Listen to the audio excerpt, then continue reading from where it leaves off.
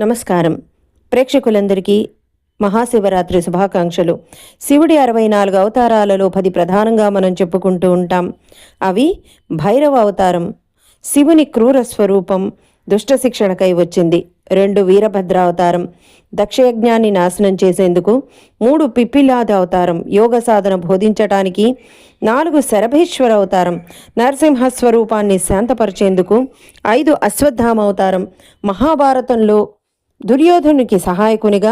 6 కిరాతక అవతారం, అర్జునునికి పాశుపతాస్త్రం ప్రసాదించేందుకు.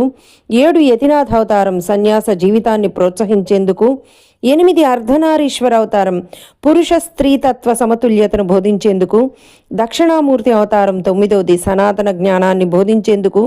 10 హరహరేశ్వర అవతారం, విష్ణు శివతత్వం ఏకత్వంగా బోధించేందుకు వచ్చాయి. హరహర మహాదేవ కైలాసవాస. ఓం నమ శివాయ.